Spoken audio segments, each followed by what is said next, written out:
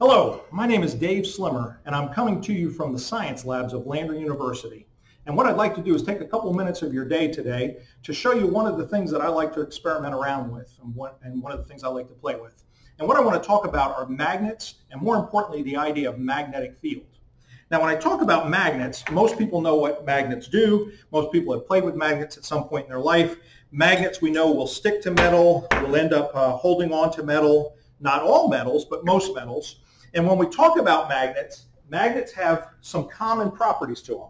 This is a simple bar magnet, and you can see that it's labeled with a north side and a south side. Every magnet has two poles, a north pole and a south pole.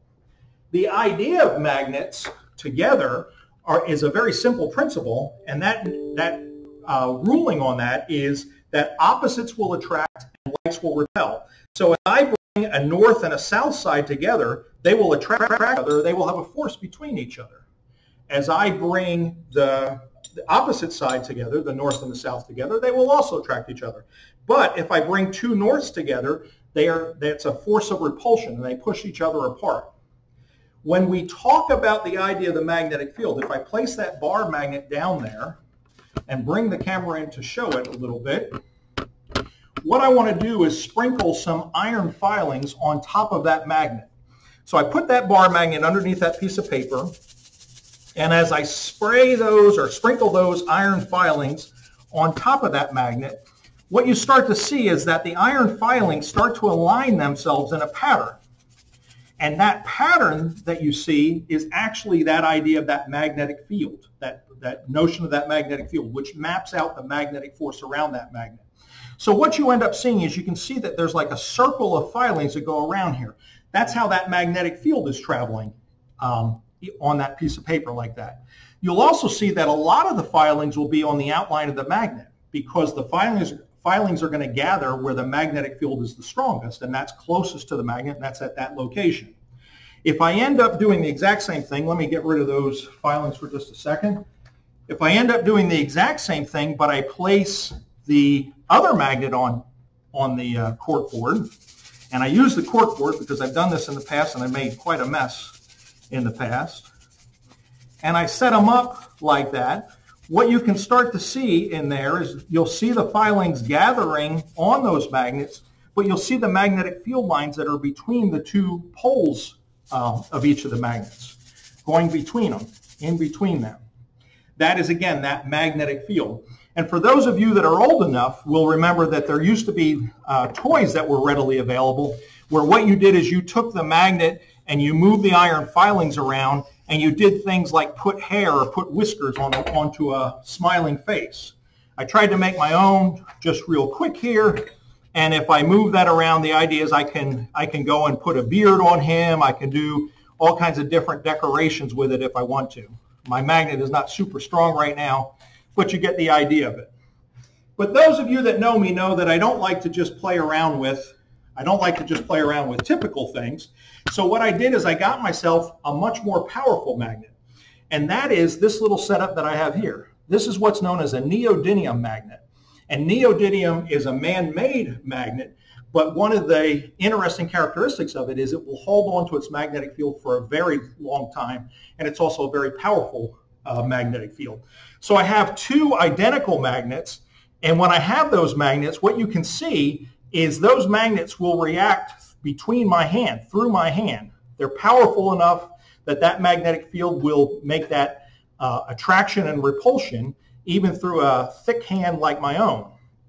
That magnetic field, again, I can do it with the paper and the filings.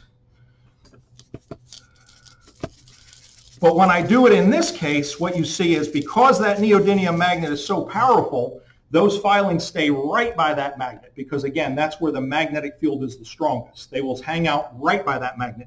And what is kind of interesting about them is those magnetic field lines, or the magnetic field between the magnet and the iron filings is strong enough to hold those magnets up and even operate through that piece of paper like that.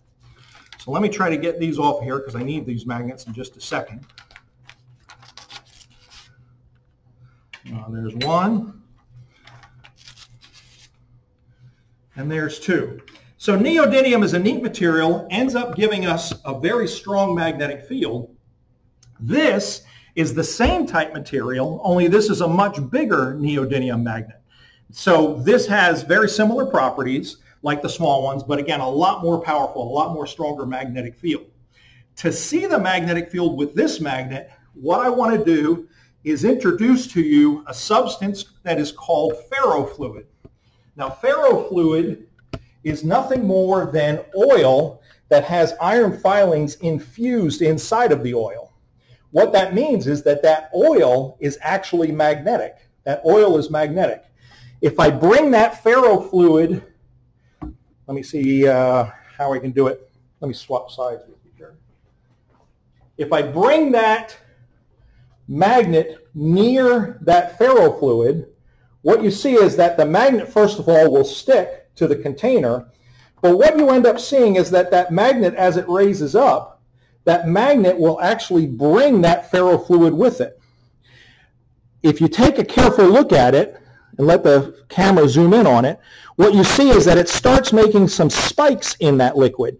Those are the magnetic field lines coming about because of that magnet that's right there, that's in that vicinity. It aligns the iron filings much like it did on the paper, but now it's inside the oil and it aligns them into those spikes. That ferrofluid makes for some interesting things.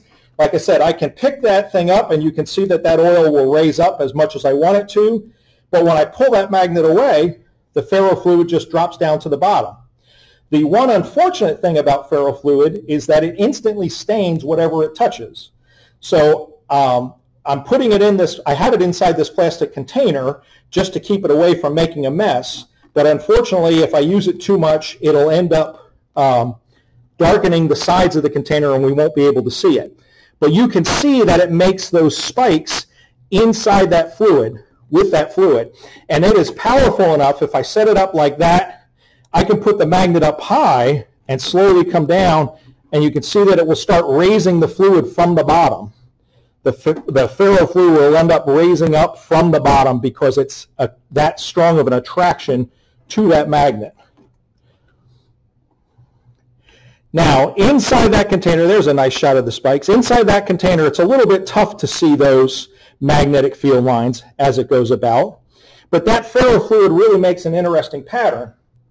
What I have to kind of show that, to maybe do a better job of showing that, is an interesting little setup that I saw somebody did.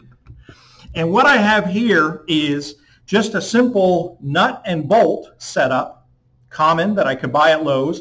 And then what I have that nut and bolt sitting on is two very powerful neodymium magnets, like I've shown you. And then it's on top of a washer that's at the bottom, and that's really just for the glass effect, to give it a stable bottom to it. And then I have it inside this container because I need this container to keep the fluid from going all over the place. But what I have done is I have taken some of the ferrofluid and I have it in this little cup. Now, if you can get that camera closer, that would be great. And what I'm going to do is I want to take and put ferrofluid on top of this setting. And what I want you to see is what happens with it as it goes on. So as that ferrofluid starts going on top of that bolt, or on top of the nut that's on top of the bolt, what you see is it starts making those magnetic field lines. It starts making those spikes as it does so. Can you zoom in on that at all? You can use the...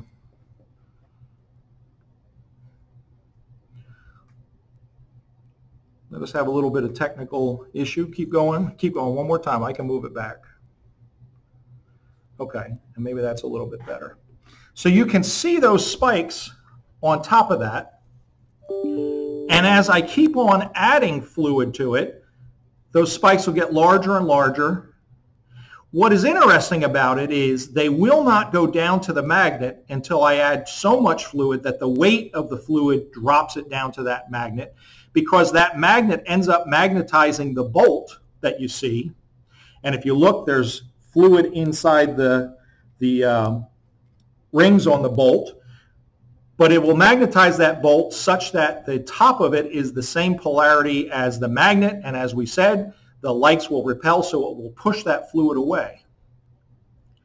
As I keep adding more to it, You can see that pattern develop. What is fascinating about it is if you give it just a little bit of a disturbance, that liquid is really like it's alive. As it moves around. I want to load it up. Let me add a little bit more to it and see if I can get it to fall down. If you go online and Google ferrofluid, F-E-R-R-O-F-L-U-I-D, you'll see that there's a lot of artistry out there. A lot of people have done beautiful photographs and beautiful figures with ferrofluid, playing around with magnets and magnetic fields. And you can get a little bit of appreciation. There you can start seeing that the fluid, I've hit the point where it's a little bit too heavy on the top, so that fluid is going down, will go down, and will end up connecting to that magnet at some point as it goes about. Now, as you see this and you say, okay, well now he's done it and it's got that neat pattern. Let me see if I can shake it a little bit that way again. You can see that it's a very liquidy or a very fluid substance to it. But when people say, well, how do you end up cleaning up that mess? Well, that's a great question. What I end up doing to clean up the mess is I take my eyedropper and I just go backwards on it. And I take it and I suck that fluid off of there.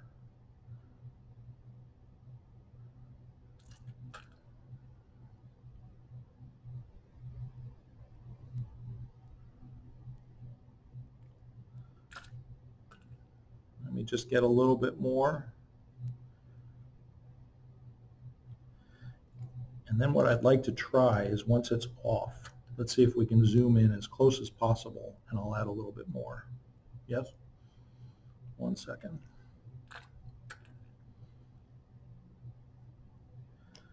So it will come off. Oops, there's a little bit of a mess. It will come off.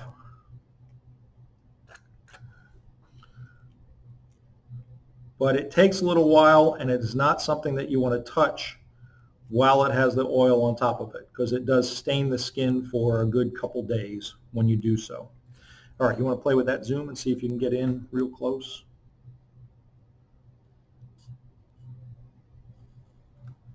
All right, that's pretty good.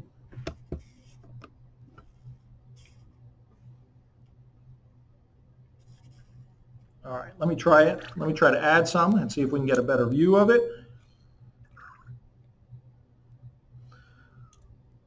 My eyedropper is about worn out.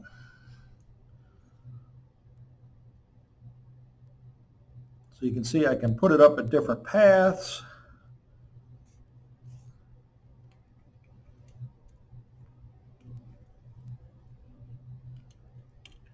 All right, let me get my other eyedropper because that one is worn.